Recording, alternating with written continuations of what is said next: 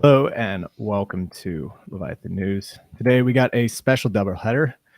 We got Benjamin from MAI to come talk about pegging, and we got 1chioku. Is that how I say it? Yeah, that's fine. Yeah, 1chioku to come and give a ETHCC update. So welcome everyone. Welcome. Also got Garrett and DeFi Advisor here as usual. So we'll start with you, Benjamin. Big story of the past few weeks has been the utter shit that multi-chain has just wrenched upon the wider crypto ecosystem by just destroying every measure of bridging involved in their ecosystem. And it's had wide-ranging effects. And notably, on MAI, it's led to a long-term depegging because it's been multiple days now. This isn't just like an overnight thing. This has been a several-week process of depegging MAI, and so we're here today. It's actually a little strange to me because MAI is a CDP platform. When you deposit assets into MAI, I mean, I've used QiDao before. Like, you deposit assets into QiDao and then you borrow MAI against it, and if there's a Depeg and it goes down to like 90 cents, you should be incentivized to buy your debt back at 90 cents on the dollar and pay back your loans. So like, what's going on? Yeah, well, first of all, thanks everyone for having me over. Curve Cap, long-term fan, so very happy to be here. As you said, there's been a lot going on outside of Ethereum, and even though a lot of people didn't really like multi-chain, I think on the Ethereum community, the people outside of Ethereum, which is like the bulk of retail, they were very big users of multi-chain. I mean, everybody used multi-chain. It was cheap, it was fast, it was in all the different chains you wanted to farm on. And so it was very integral to the farming ecosystem outside of Ethereum. And so with the whole whatever happened, who knows, that created a huge crater. Now, MAI is on all these chains, and MAI does use multi-chain. But we have some sort of like a diversified bridging strategy. So we were able to completely delist multi-chain and not suffer any MAI losses. So like, even though they can bridge MAI, they couldn't after like 20 minutes. There was like an emergency shutdown of the bridge from our end. And so now it just targeted an Axelar. So that was fine. Unfortunately, most of the assets on Phantom were completely rugged. Like, if you're anybody that's doing anything on Phantom with any assets, you were rugged, right? Because all those assets went to zero. What asset didn't go to zero? MAI. And so everybody got to buy MAI. And our curve pool for the first time ever was 0% MAI. I mean, they left that thing clean. Yeah, so completely took it out. And these are people that are not necessarily users of MAI. They're just people that were trying to escape the whole collapse of Phantom DeFi. And so they bought all this MAI, great. And at the time, we had just started doing Axelar bridging into Phantom and out of Phantom. And so people were like, okay, bridge everything out that I just bought and just market dump like everything on Polygon, which to my curve friends would not be a problem. If it was a curve pool, those people would get wrecked in like slippage because there's like a curve, right? So if you're trying to dump, you kind of get screwed there. Unfortunately, on Polygon, all of our liquidity was in concentrated liquidity, and not just concentrated, like very concentrated, like very, very, very. And so one guy comes and he or girl and sells a bunch of MAI. They get an amazing rate, right? They get like a 1-to-1 rate almost, and they're able to make everything like 100% MAI. So that's what happened. That was like the catalyst of where we are today. And the complicated part is that it was most of our liquidity. That's like maybe 50% of the LPs for MAI, which are now 100% MAI and create this massive wall of liquidity. And so like, if you want MAI to go back up in price, you have to pass through that wall that's now 100% MAI, which is at the lower range of the concentrated liquidity. Safe to say, it has not been easy, but we're moving to curve on Polygon. But yeah, that's a high level. I'll stop there because that's a lot of context.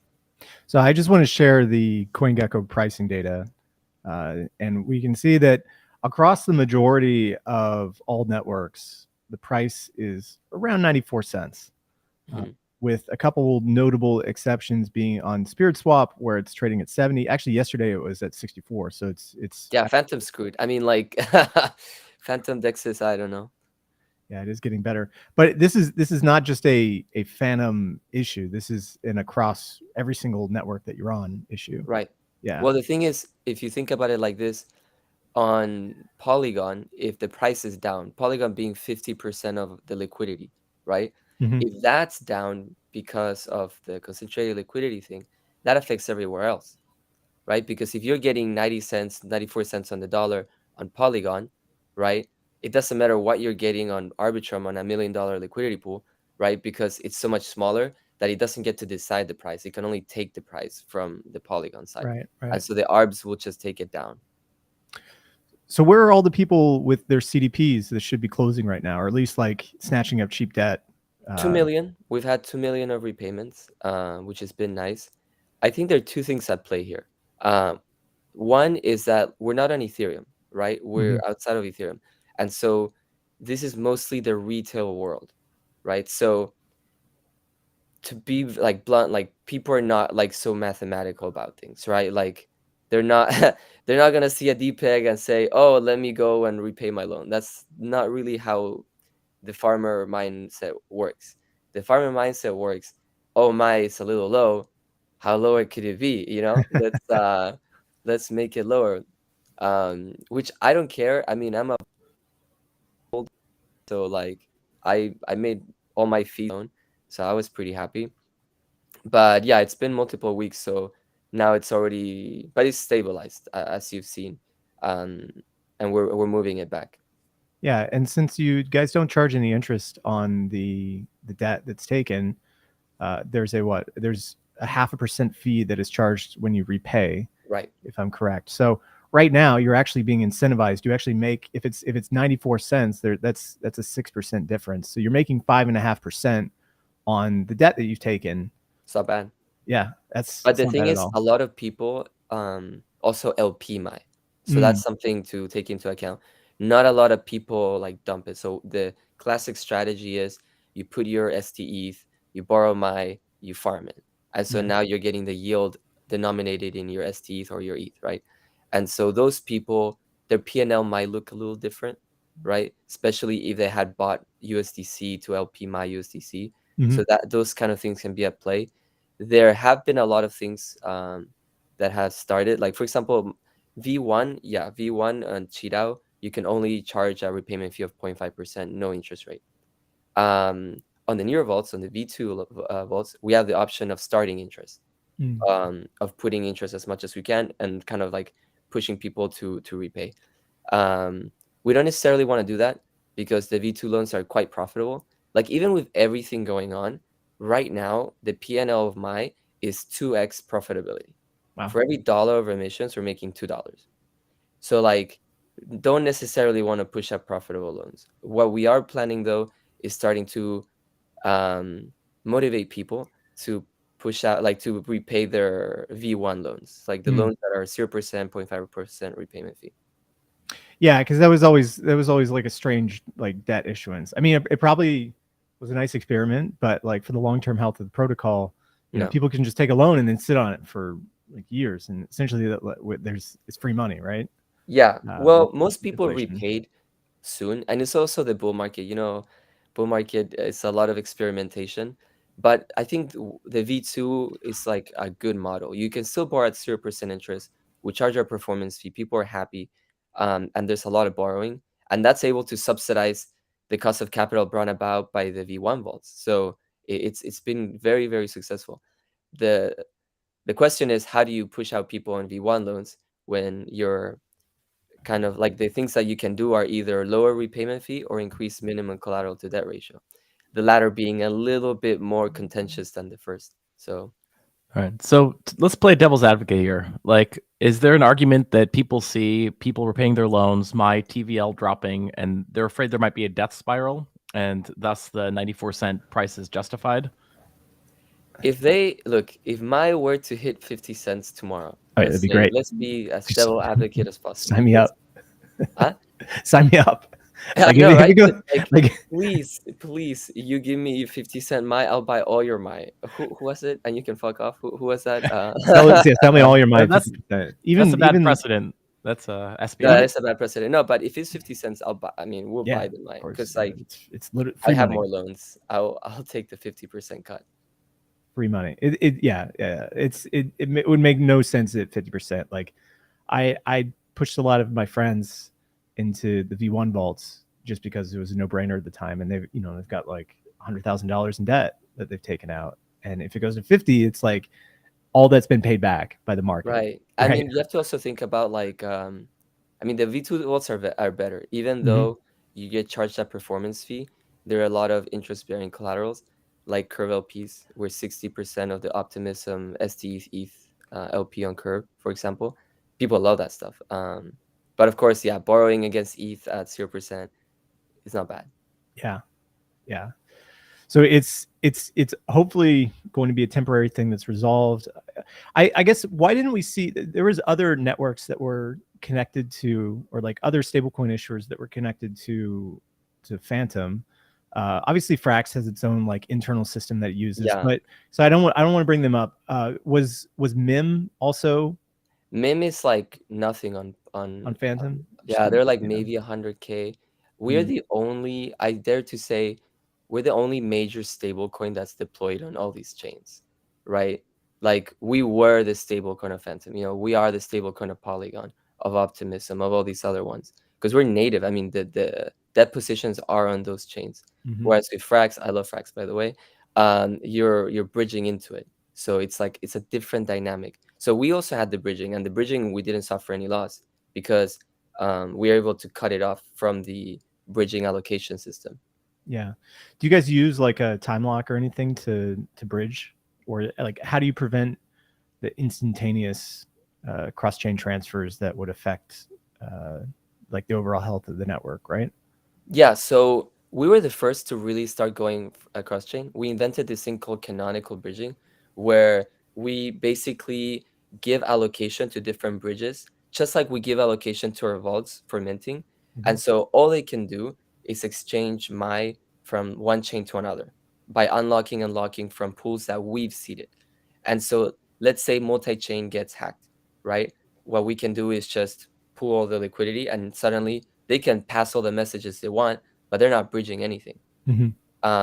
So now how are we able to contain risk? For example, what's happening with Phantom, just remove the ability to bridge in and out of Phantom, right? And so if you think from an accounting perspective, what we've done in general is that on every chain, the circulating supply has to be at least 80% of the debt on that chain, right? So let's say there's a chain killing event where everything just goes to crap, right? If you're able to cut it off and the circulating supply is more or less equal to the debt, accounting wise, it shouldn't impact somebody on another chain, if that makes sense. So for the people that are on Phantom, like what is your TVL on Phantom now? Are there still CDP positions open? What's the outlook for those people? Yeah, so they have two different people, right? We have the people with debt and we have the people holding MAI, mostly, which are the people that were draining the curve pool. So not traditionally MAI users, but people that bought MAI to escape the other assets. So those are two people. The people with debt, they're waiting because they don't know what their collateral is going to be worth, right? We've seen a lot of announcements from the Phantom Foundation saying things like, we won't let this stay, we're going to make people whole. And this is people like Andre Cronjes, who has like much more influence than we do, right? Like if we go knocking on Circle and say, hey, you know that 60 million that you froze, can you return it to the rightful owners? They're not going to listen. But if Andre says it, maybe there's a possibility of getting that money back. And so just like the debt owners, QiDao doesn't have an incentive to really act right now. We should probably wait to see what happens. Yeah. So do you actually believe that Andre Cronje is being honest here, or the Phantom Foundation is being honest when they're saying these things? There's a lot of money to make people whole. Well, at the risk of getting marketing really mad at me, the Phantom Foundation had a lot of money in there. I mean, just like most foundations outside of Ethereum, the foundations are like the Phantom Foundation is a big part of the TVL of Phantom. And so they have a monetary incentive to go after people like Circle, etc. Now, are they being truthful? I guess that's a question for Andre. But from QiDao's perspective, at least we're shielded. Like, we may do a DAO vote later on to see how we can help the people that are on Phantom. But if you're an Optimism, if you're an Ethereum holding MAI, it's not your concern. So are these assets that are on your analytics page, are any of these multi-chain assets, or are they? So that analytics page is wrong. This one is wrong. Okay. Yeah, we've been hard at work with the team to produce a better analytics page. And I think that's also tied into the whole like depegging thing. Because at the same time that this all happened, of course, our analytics page went down, my.watch. Of course, because why not, right? Yeah. And so people, their imagination goes wild. They're like 80% of Qi is backed by FTM, you know what I mean, or something like this. And so that wasn't great. We've now like released information on the Discord, which is being synthesized into like in like a front end that people can look at. But at the moment, no page. That's a unfortunate situation, but thank you for coming on and giving an update. I'm sure it's going to resolve itself. It just needs time for all those to work through, and eventually the peg will be restored. Yeah, and we've been talking to the Curve team, particularly Michael, about how we can better structure our LPs. He knows a little bit about LPs, so it's been nice to talk. And we're gonna be moving most of our. I mean, we're only gonna be incentivizing Curve and Polygon, for example, and moving everything away from everything else, and then moving a portion to Arbitrum. That's a really interesting point, actually, is that like the other, as a stablecoin issuer, there's deficiencies within the Uniswap pools when there's market volatility, right? Like if you go out of the bands, you're essentially done, right? But No, you're screwed. Yeah. And the best way to do it is if you have like multiple bands with like increasing fees. So like the farther out you go, the more fees, and you want most of the liquidity to be like wide. But try to put that in a master chef. I mean, we also need to go for simplicity, and I think the Curve model really does that. So yeah, right now the plan is gonna have, Curve is gonna be this wide band with a hefty fee is gonna be 0.3%, and then we're gonna have the concentrated liquidity on Kyber, which is gonna be like almost no problem, because most of the liquidity, I think it was DeFi Dave from Fraxa said this at ETHCC. Most of the liquidity you have, you're never going to need. But when you need it, you want that liquidity to work. And so that second one is going to be Curve. Well, speaking of ETHCC, we have 1chioku here to give us an update on what he saw and kind of some of the themes and narratives. Benjamin, were you also there as well too? Yeah, we had actually a lively panel with Liquidity and Frax about censorship resistance. Nice. Very spicy. I also got to see Garrett talk with Michael, which is always a treat. So yeah, the more the better. 1chioku, did you get to go to Stable Summit as well too? No, I missed it. I think Stable Summit was running a few days before. So, I mean, my objective was just mostly to come and just feel the pulse of industry. So I just came for the main event and the side event around it. And that was my purpose. I mean, I'm not technical enough to be able to fully appreciate either the DeFi Security Summit or the ZK Summit or the Stablecoin Summit. It goes a bit too much of a hyper specialization. I'm more of a generalist on that side. Yeah. So you put out this thread that we've got here about some interesting notes from Paris, and we wanted to run through it and also get some feedback from both Benjamin and Garrett as well too, who were also there. So the first point that you said was that the ZK and LSD space was like super crowded now. Everybody's doing it, and there's just 100 projects on every single network trying to release their own version or flavor of ZK network and LSDs.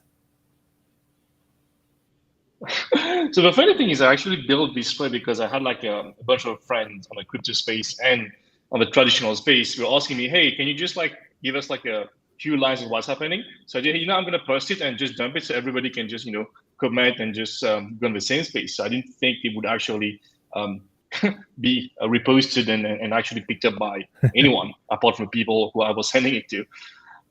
Cool. So I can just walk you through that. So the first one is like, whenever you go to those events, the first thing is like you're going to the sponsor flow.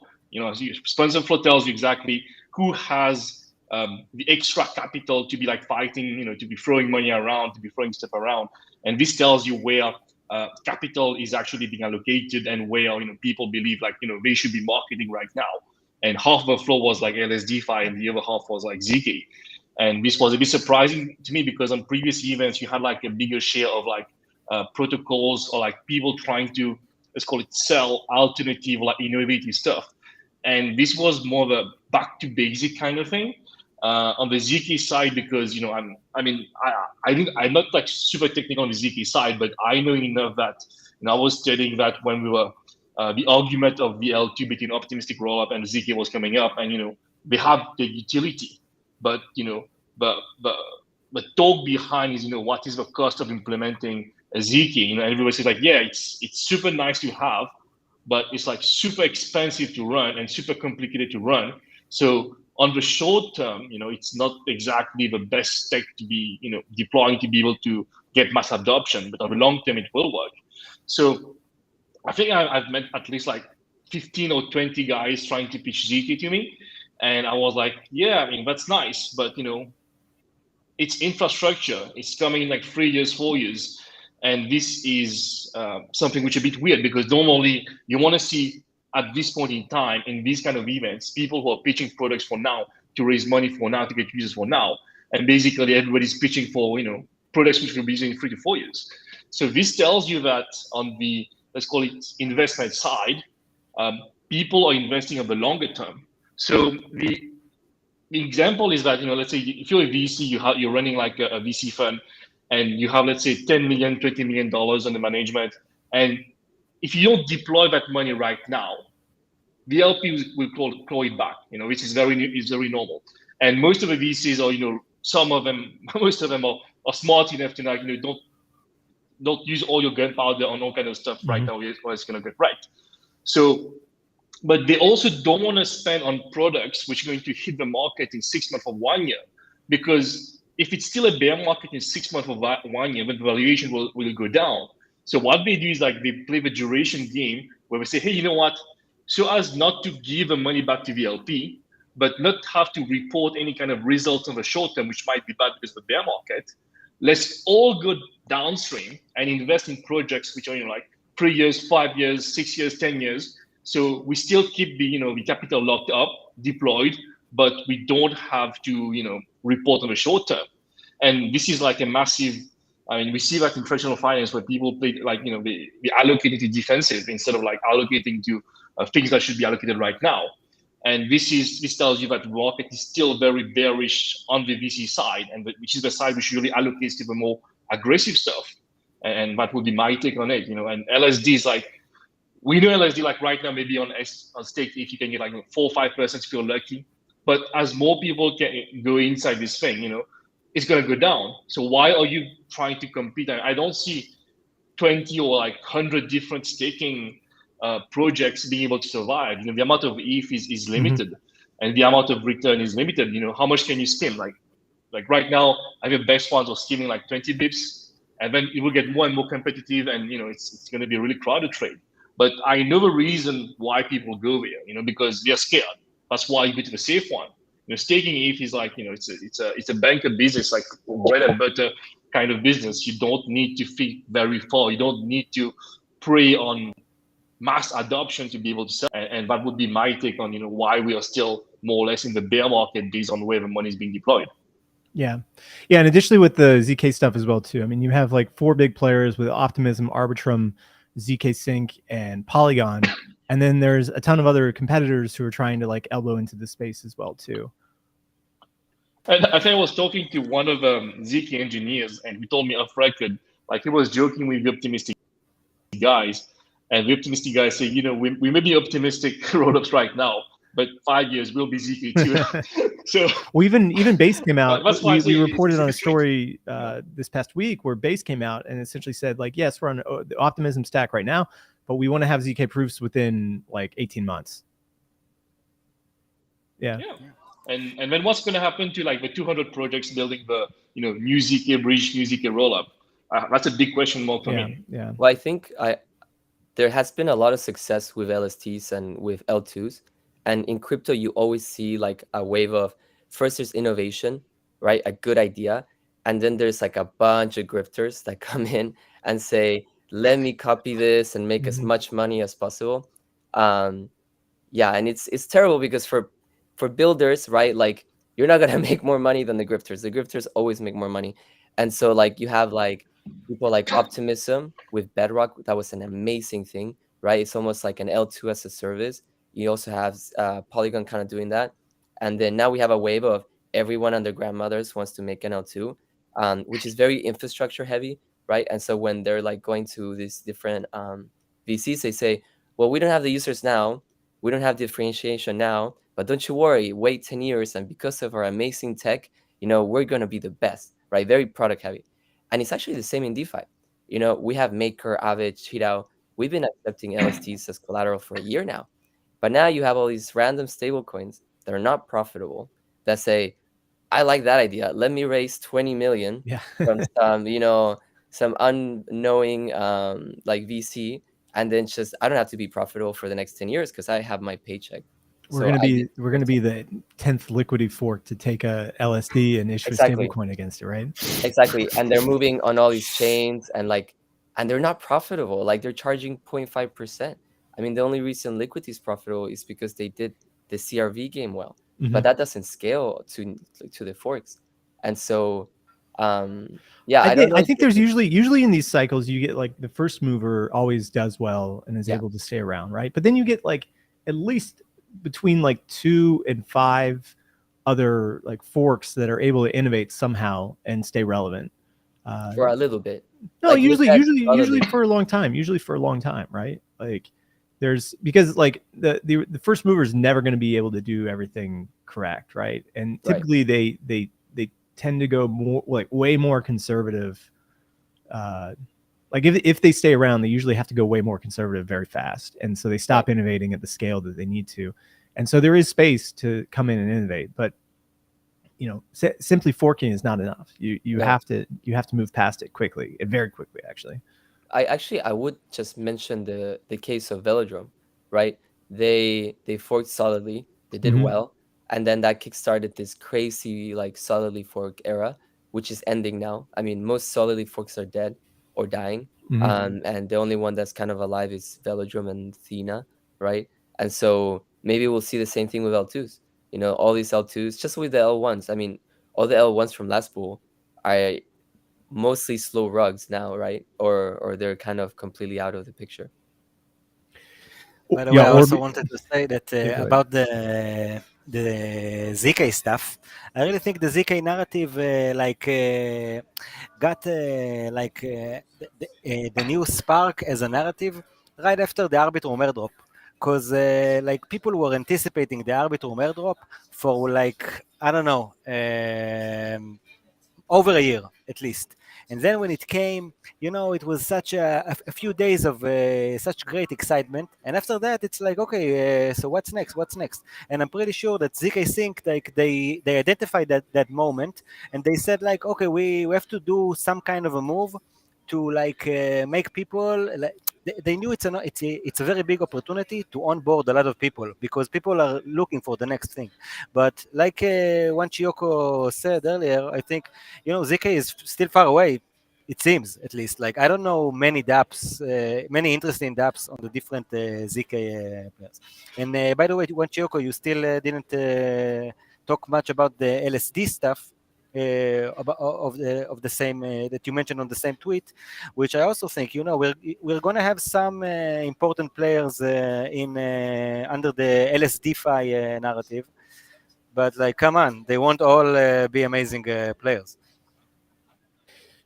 Yeah, I mean, what I think is going to be very surprising to most is that I don't think the majority of institutional investors will actually go for liquid staking protocols like like QiDao or Rocket Pool. I think there's quite a whole bunch which, you know, over time have become like technically savvy enough to say, you know what, we know we'd rather, you know, like go for like an institutional provider like Clen and set up our own stuff, you know, and be private about it and just, you know, do it our own way instead of like touching the main pool. Because, you know, like when it comes to like institutional investors and, you know, publicly traded token, but this token that can, you know, technically like be touched by North Korea or any kind of like sanctioned individuals, it can be very tricky. Tomorrow, like if Kim Jong-un decides, you know, through one of the Lazarus guys, decide to deposit ETH in Lido, does the whole pool become contaminated? And this like opens like a whole kind of worms, which most of the guys, if I'm running like 50 or $100 million staking pool from Wall Street, I would rather not even go into that argumentative. So I would rather just skip the whole thing and just go for a private staking provider and avoid that whole thing.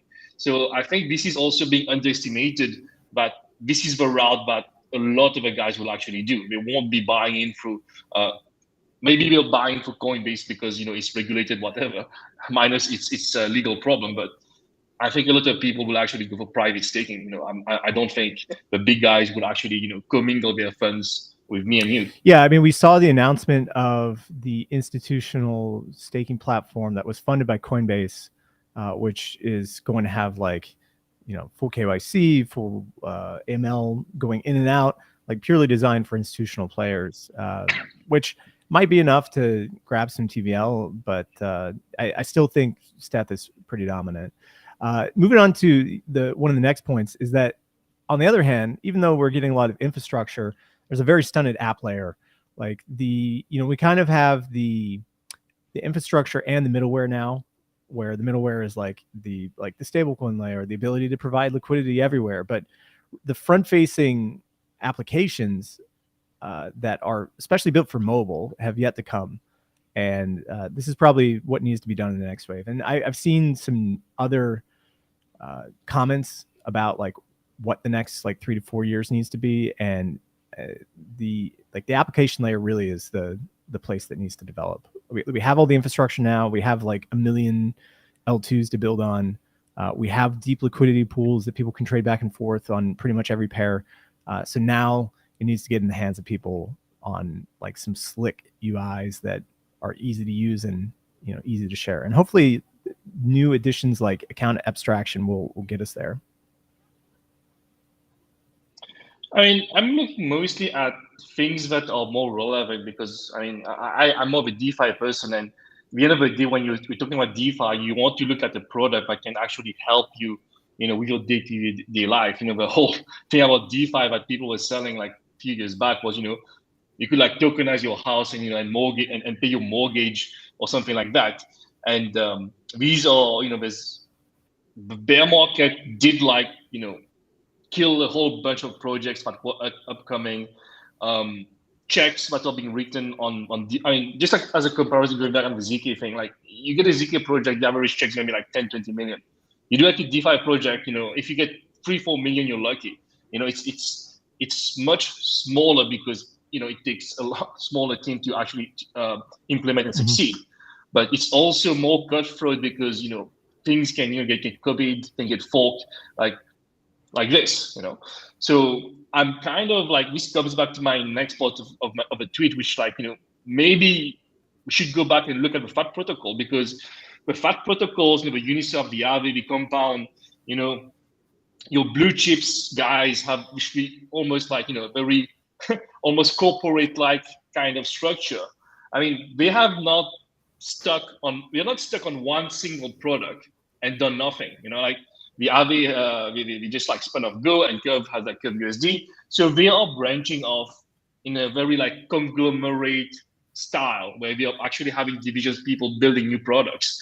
And this is where I think sooner or later that if we're not getting enough new entrants in the system, all the innovation might actually be coming from that side, because we have like thicker pocket, more capital to deploy, existing talent, more direct integration. When they're building something, whether horizontally or vertically, you can integrate the main product. You don't have to negotiate through all those hoops and ladders that a new protocol would have to do.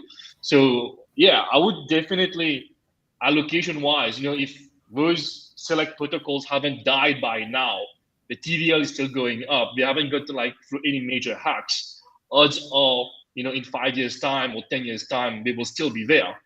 And might be the innovation would be coming from there. You're looking for like a housing loan, and maybe you're browsing for the next protocol, but there's housing loan kind of stuff. But maybe it would be like like an Aave loan or a Curve loan, Curve housing loan or an Aave housing loan. So I think from an investment side, yeah, people will soon start to look back towards the fat protocols because they've been here, they've proven themselves. There's less risk, and they have a relative unimpaired market dominance. Yeah, the interesting thing about that is that these larger players like Uniswap, I mean, they can, since most everything is open source, they're able to take like bits and pieces from pretty much every different player that they want to and integrate into their system. I mean, this month we've seen the announcement of Uniswap v4, which takes heavy influence from Ambient, formerly CrocSwap, and then Uniswap X, which is heavily influenced by CowSwap. So like these additions of open source software development really benefit the incumbents because they can pick and choose what they want to add. Well, you also have to like when you look at a team like Uniswap, which I think are some 300, 400 people. It's not all like not everyone doing the dev work. There's a lot of things happening in the background which we're not aware of, which most likely will come up as a surprise. Like secret projects left and right. Like I said, if tomorrow Uniswap comes with like Uniswap, I don't know, Uniswap Stock Exchange, I wouldn't be surprised. But it wouldn't be coming through the direct blockchain smart contract route. It would just come out of nowhere, be like a real world assets bridge, and just plugs into the exchange. So these are the things that I think people are discounting because they don't have any transparency over that. I don't think most of the guys at Uniswap are just writing white papers and just doing but one single UX. There's a lot of things going on, and I think maybe CurveCap could tell us that same thing goes at Curve. There must be teams building things stealth, but it's not there yet. But you have to price it in, but it will be coming in 1 year, 2 year, 3 years time. I do want to shill Curve for a sec because it's very different. Like we talk about what Uniswap has done and how I love Uniswap, by the way. This is not fun, but they've taken a lot of inspiration from other people, and they have been having a harder time innovating like they used to, right? If you think about like the difference between V1, V2, V3, right? And now starting to take inspiration from other protocols, you have to think to yourself, what's the difference between Curve and Uniswap? Curve is a team that's completely ingrained in DeFi. They talk to other teams, they go to conferences, they mingle with the community. And because of that, they're able to get really good ideas organically and innovate. I mean, like the CRV USD product is amazing, right? The different innovations that Curve on the swap side they have done have also been amazing. And that's because Curve is a team that is in DeFi. Uniswap, does anybody work with Uniswap? Like, do they ever like talk to DeFi teams?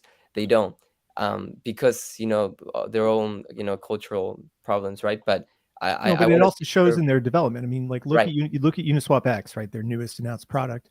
It's essentially offloading like transaction execution to off-chain market makers who can essentially keep their funds inside a centralized exchange and then just fill the quote. They're essentially moving towards this like RFQ process where I think of Curve almost as like it's a social layer for DeFi. So because of how VCRV is set up and because they've never had to flip the fee switch, like Uniswap is sitting on the fee switch for like could be another decade before they maybe think about turning it on.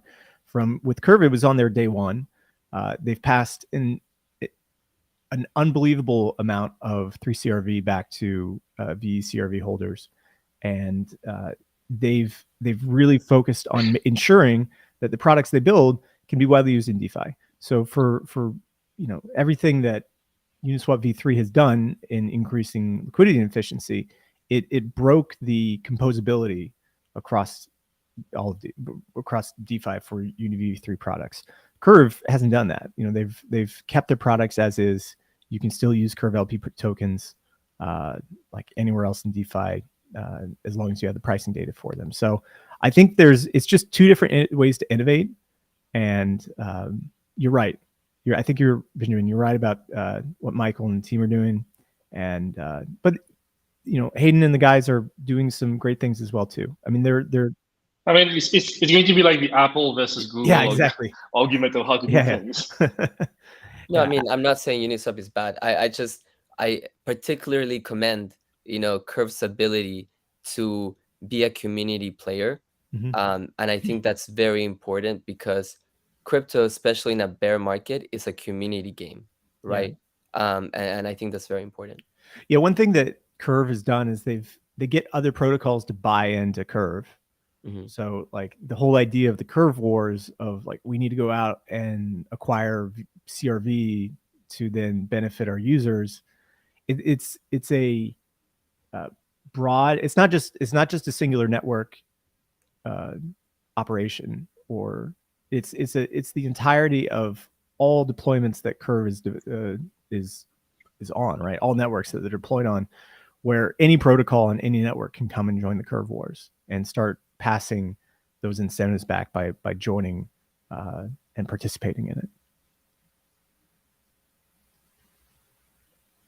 Gary, you've been very quiet about all this. This is your domain. Well, the only thing that I can say is going to hurt me, right? Because you're saying all these great things about the Curve team. But to be honest, it really is Mitch that's coming up with the brilliant innovations. So kudos to him for like having these ideas. So just by the way, I just wanted to add one thing. I think that one of the main differences between Curve and Uniswap is the fact that we understand what we do with the CRV token. We don't understand what we do with the Uni token, and I think this is a big part of this whole process. This is it's gonna come soon. I think the issue was like because that whole thing about securitization, if Uniswap starts paying a fee, does it become a security? I mean, they started to issue a token just as a self-defense mechanism against the sushi shop vampire attack. They had to do that. They were doing that against their will, and now they've done that. It has value. What do we do? Let's try to maybe like accrue fees to that. But if we click that button, our lawyers will just get a heart attack. So I think it has the ability to be there. It's like a placeholder token, but could be anything. It could be anything. Definitely, I don't think we're gonna issue like a UniX token for something else. I think we're gonna keep everything the same goodwill inside, but it's not principal to the business. But I think it's gonna be coming very soon. Like just wait for proper regulation, and it will come. Yeah, and you will get like a major green stick. Yeah, we'll it's when it does come, I'm sure it will be maybe in a decade, but we'll see how it gets there. No financial advice, decade, which is like 1 year. Uniswap will see the light, introduce V Uniswap, and harmony will be restored in the DeFi universe. So 1chioku, moving on to your next point, you talked about both Arbitrum and Base. Arbitrum's been kind of the cool guy on the block for the past year. They've gotten a ton of TVL, and they've really been one of the big winners. However, you see Optimism really chomping at their heels, trying to get players like Coinbase on with Base, as well as trying to expand their Optimism stack to as many big names as they can. So, how do you see that playing out? Well, it's it's just different kind of approach. One like optimistic, the way like the optimistic thing approach thing, it works very well in a bull market. You know, like you go very strong on BD, you get strong partnerships, you get things left and right. On the Arbitrum side, they were actually very strong on builders. They were kind of like, you know, not that strong in terms of BD, just trying to bring builders across. And eventually, when it comes to DeFi, the thing that makes all the difference is composability, inter-protocol composability. So if you have like all the core, let's call it the new hype primitive, fully functional on Arbitrum, then the amount of things that you can mix and match, you know, it becomes crazy. I mean, I was just like earlier looking at a new protocol on Arbitrum. It's Contango. So I don't know whether I'm allowed to. Is it like this kind of podcast where I'm not allowed to mention any names? Go ahead. No, you're fine. No, you're things? Okay. Yeah. So I was looking at something called Contango, and what they're doing is they're doing like dated futures. Dated futures is like kind of what original perps were meant to be, which basically is like, you know, a perpetual with an expiry date, and it has like a premium or discount depending on the curve structure. So this is like something which, you know, people look at it and say, hey, yeah, it's another way to like speculate on long or short, but they don't realize that right now, you know, when you're trying to get client base, you know, to have such a thing as a data structure which is on chain, which don't exist, not even on L1, you can actually, you know, do the cash and carry trade. You know, it's like you're buying a Bitcoin for like 30K, you're locking in 8%, and that same Bitcoin, you know, you're getting like 2% deposit rate. Whenever the prices go up and down, you can actually automatically readjust that, and you're creating the equivalent of, you know, like a 10% fixed depot rate on Arbitrum. You know, so if you add all those protocols together, it's like, you know, like a whole color palette together, which you can make all kind of strategies. And these are the kind of things that actually attract, let's call it, more quantitative funds on the traditional side, because quantitative funds, those are the guys who, you know, they don't go by vibes, you know, they go by numbers. And this is what, in such a bear market, when you don't have vibes putting the money, but in numbers putting the money, which is why Arbitrum, you know, stands to win. If you go on Optimism, you know, the ecosystem is not as developed, it's not as rich. You can't make as many paintings because there's not as many colors. And what I'm saying is, like, you know, when I was talking to the Arbitrum guys, there's more and more and more guys building crazier stuff like that. So you're getting more color palettes to be able to build more complex things. And this attracts all the quantitative funds. On the base sides, I think base is pretty much base, you know. I won't be looking at very sophisticated users, you know, it would be retail, you know. I mean, on that side, I've been having trouble on the professional side to be able to get money in and out, because, you know, most of the ramps got destroyed. I was using like Signature Bank previously. You know, we had like one-click thing to be able to move money in and out. So a lot of people that I work with in this field, we told them, you know, either they've got their bank account closed, they're not able to bridge in, bridge out. It's a hassle to be able to get money in and out. And then you've got this guy, Coinbase, you know, they're coming with like, you know, one click, get your money inside an L2, but then, you know, one click, buy a JPEG, one click, you know, buy a shitcoin with like minimum gas fee. So that's a very good argumentative that, you know, I wouldn't underestimate, because that's actual fiat rep with, you know, retail money, you know, stupid money that can, you know, propel things very fast. So these are like two things that I'm looking at. I mean, I like the optimistic guys, they're really nice people, but right now, looking at the numbers and looking at the builders, you know, I'm more keen on putting my money on Arbitrum if I had to.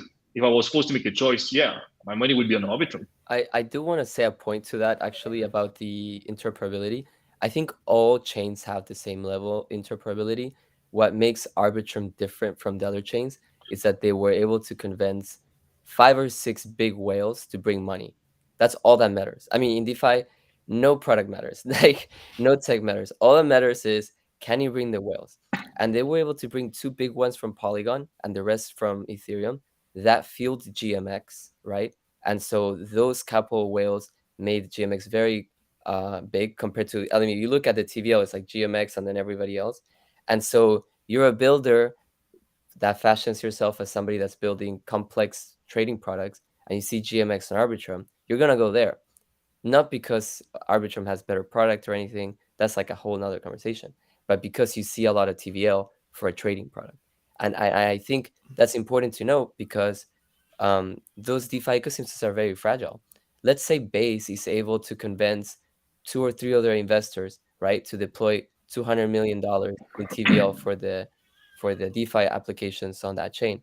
What happens? Suddenly everybody thinks Base is the next big thing, and their technology is amazing, and look at all the adoption they're having. I think that's a very important part to take into consideration. Yeah, I think Base has other abilities that it can provide, right? Essentially, Coinbase can natively put or like natively promote USDC on there, and potentially even provide transaction rebates for Coinbase customers. So I think there's probably a lot of things that are coming to Base that we don't know about.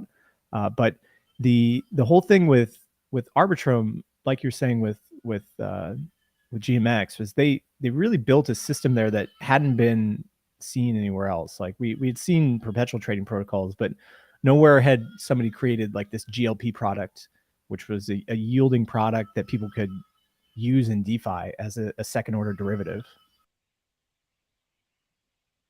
Yeah, people love Also, it. I think that there are a lot of. I'm sorry, Benjamin. I think there's after such a while, in my opinion at least, and obviously this can change, and it's we're still talking about a very small scale, but Arbitrum is kind of creating a bit of a Lindy effect, in my opinion. I think it's much easier for a builder to decide to go on Arbitrum today, especially because so many builders are out there. It's so much easier to connect and to build composable products that it creates a certain kind of federation between the Arbitrum major players. So I'm not sure that it's going to be that easy to break it, I think we're still in the early innings. I mean, these L2s are only a couple of years old, and yeah, I agree. I don't think TVL, and I'm sorry, I agree that with what Benjamin said. By the way, a few big whales, a few big actors, and things can look completely different. I'm not saying that we're in the trillions already, but I can think of quite a few builders that honestly I'm not so sure they will hurry to leave Arbitrum. You know what I mean? Oh, by the way, I'm talking merely about DeFi and DeFi applications, not about the chain. I mean, I've known the off-chain labs guys since 2019. Like, they're amazing builders. The tech is great, but DeFi is a different animal. DeFi doesn't care about infrastructure. They care about network effects, as you mentioned yourself, right? The Lindy effect. And then lastly, I think this is something that we all know, is that we're still in a PvP environment. I mean, the amount of all you have to do is just like look at the stablecoin TVLs. New stablecoins are not being minted. USDC market cap keeps going down, like down only. And until that turns around and we get more stables flowing back into the system, prices aren't going to go back up. So I totally agree on that. Yeah, we need more liquidity. But prices will get redistributed, definitely. So it's not a matter of just like sitting there doing nothing. The dynamics of what's happening and who will be leading the next charge of the next bull market is changing. So you should be readjusting your portfolio accordingly. So we have a couple of other stories before we wrap up. There was some drama that came out in the Aave forums. So Mark Zeller put forward a proposal to revoke the Llama service provider stream because one of the members had spun out to form Token Logic. And so this is it's kind of a strange proposal because the Llama service provider only has 2 months left on their like work initiative that they were funded for. And Mark is trying to come in here and shut it down. So Llama comes in and says, oh, hey, we're doing all this, this, and this. We're doing curator, strategic asset manager, listing GMX, treasury management, so on and so on. And they essentially say that we have all these people working on it. We still have developers here.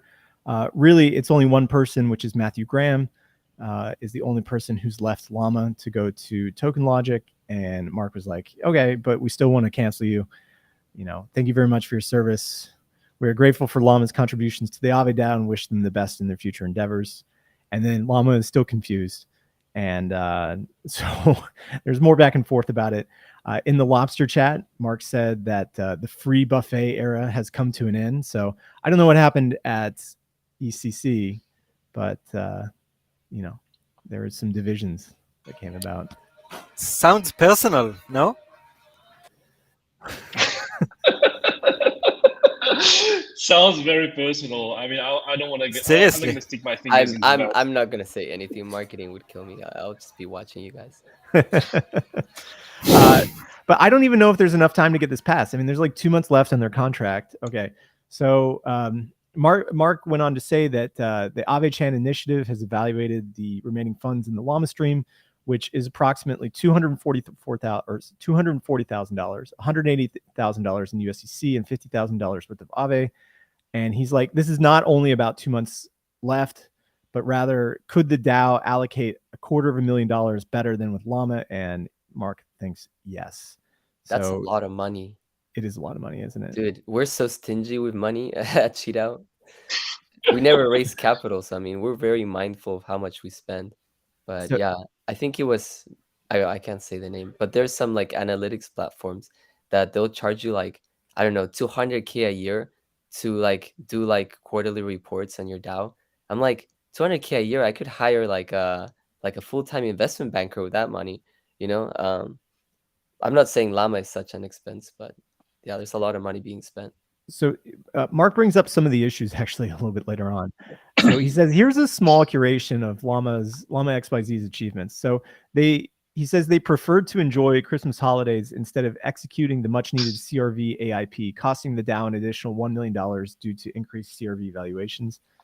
They charge for consulting. Here, let me bring this back up actually. Let me switch this over. 1 second, pulling this out so we can all see this. Okay, here we go. Let me make this a little bit bigger too. Okay, so charge for consulting to third parties around Aave. For example, teams looking for asset listings while being paid by the DAO $1.5 million. And yeah, and then as treasury managers, they failed to ensure the collector contract had sufficient AUSD balance, resulting in multiple service providers being unpaid for weeks. And this has damaged the DAO's brand and reputation. And then Token Logic comes in below, says like, oh, hey, yeah, we're ready to take over. Like Matthew Graham has left. And what a surprise. Yeah. So our plan is to run in a self-sufficient manner, and we're going to use this money that is being taken from Token in a much better way. Thank you very much. Yeah. I think that's what they call the key man service agreement. So I think there's definitely some beef. Looks like the CRV problems that happened a while back are bubbling still. You know, Mish's deposit into Aave has been a big talking point over the last quarter, and it looks like Mark is blaming Llama for a bit of that. I mean, honestly, we should try and have him on. Yeah, I know. Well, look, I think it is a lot of money, but you know, Llama had a huge scope, and so Token Logic now looks to be like splitting off and trying to essentially usurp the Llama team as more qualified candidates, and we'll see how this happens. I'm sure that Mark and the guys have a lot of voting weight that they can pull. Yeah. And you should definitely have him on. He's a good public speaker. Yeah, we've had Mark on before. So we'll keep you up to date on how this actually goes. And this conversation goes on along. Like there's a lot of back and forth about what the Llama team says and about what Mark says as well too. So Mark has some allegations. The Llama team has produced a full analysis of all the work that they've done. It's very detailed. So go check it out. It's worth the read. Definitely some of the bigger DeFi drama that we've seen in recent weeks. Yes, that is the drama we should focus on. That is the news. We shouldn't talk about anything else. That's the drama that doesn't harm people. That's the only stablecoin drama I've heard. I don't know about you guys. I haven't seen anything else happen. Yeah.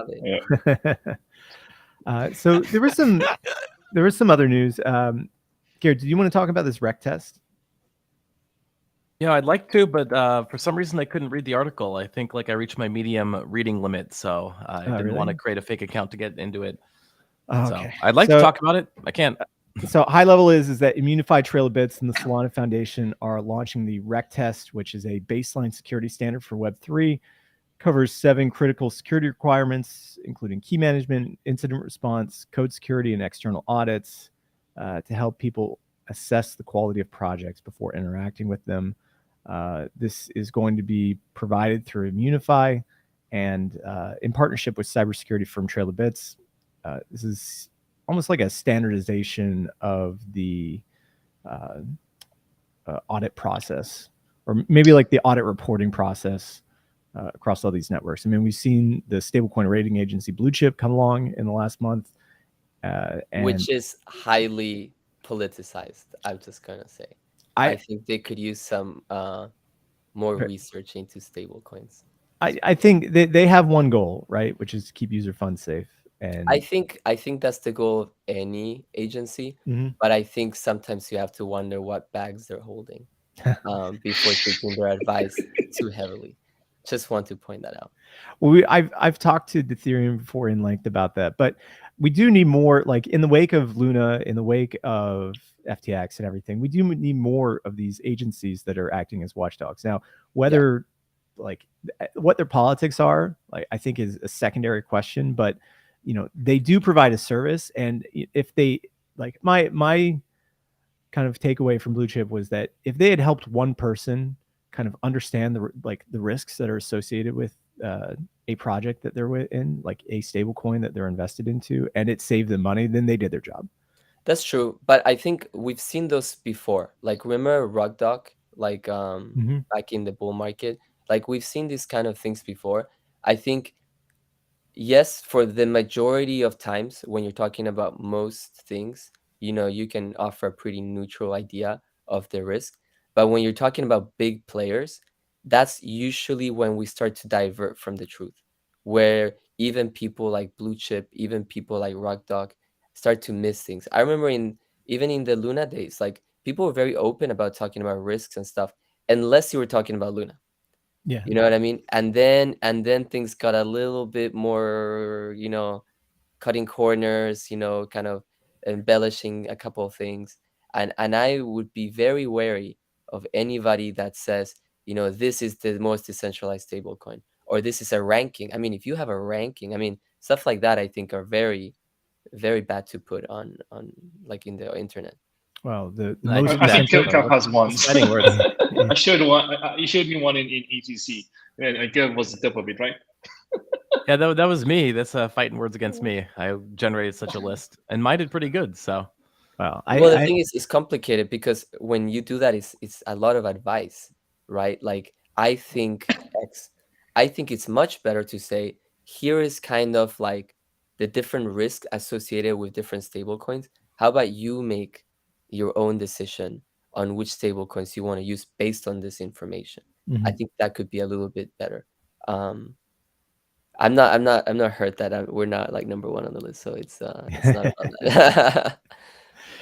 But you know, especially when it comes to audits, and especially in the light of the multi-chain fiasco, key management and security are big topics, and it would be great for the industry to have a like large repository of all this information of every single DeFi project around their key management, who the multi-sig signers are, just you know what possibility there is to get rugged internally in case the Chinese authorities show up and take you off to jail. So that's it's nice to see that. What else do we have? Oh yeah, here's another case of a crypto project that launched as a proof of stake network and is now moving to Polygon. So Palm Network, which I've only used to buy some art, is moving to Polygon as a supernet chain in the next week. And I think this is probably going to be a wider trend over the next year as the big four that we talked about, Arbitrum, Polygon, ZK Sync, and Optimism, start to suck in all these smaller proof of stake networks that don't need their own security guarantees as their own individual proof of stake L1s, and transition into Ethereum L2s into one of the big four systems. So we've seen it with Celo, and we've also been hearing rumblings, potentially maybe Tezos is moving down that path. It's looking a lot like a Really? Game of Thrones of episode where everybody's like bending the knee, one by one. Yeah. I just don't think there's They're getting realistic. Yeah. The only reason to have your own proof of stake network when you could come in as an ETH L2 is essentially you have to satisfy the needs of your early investors who have to justify returns, right? Or there's some specialized use case, like in the case of Solana. But even Solana, like even Anatoly's come out and said, like, oh, hey, we could be an L2 on Ethereum if we wanted to, and still have all of our Solana nodes running.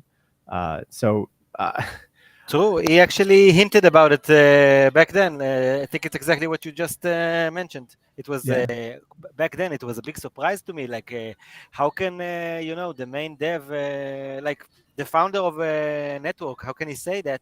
And I was talking to probably the dev I appreciate the most, a very young and talented guy, which is working on some amazing stuff, to be honest. And he also told me, like, what founder says that? Like, he knows that Ethereum is better. He knows that it's a superior product. Well, it's not okay. So it's not that it's better. It's just that the security guarantee provided by Ethereum is higher than everybody else's. So the ability that's what I call better. You know what I mean? Well, it's Solana does. No, I think it's all politics. He's just it's all politics. seeding his way out just in case he actually needs to go bend the knee. Well, I mean, Solana does some things like very well, right? That Ethereum will never be able to do, and it's a great ecosystem. They have a very the great talented pool of builders there. They were innovative in using Rust to build, and they've kind of established themselves as separate from ETH as a different network with their own ecosystems.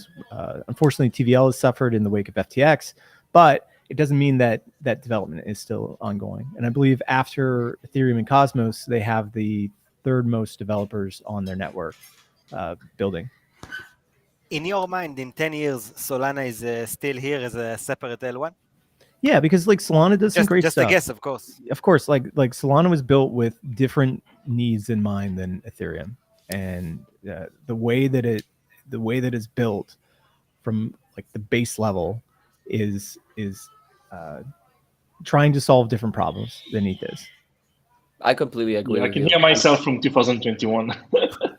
No, I think a lot of people were hurt because they were like speculating on prices of tokens, which never goes well. And there was like this big reliance on these like funds that were propping up the TVLs. Sure.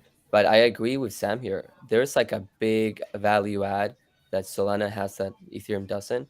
Even though I'm never going to be one to like love Solana, I think they do bring some value that is needed to crypto space. Yeah. So, you see these new entrants like Sui and Aptos, which, I mean, maybe they make waves. I mean, maybe adding the Move ecosystem is something. We'll find out in the next bull market. Yeah, they'll have to move things forward. And, sorry, I had to. No, it's a good one. I mean, if the front-end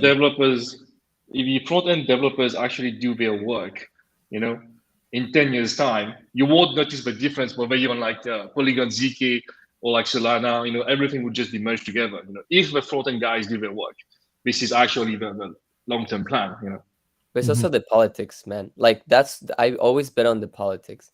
And you look at Sui, I don't particularly care for chains that rely on VCs for innovation.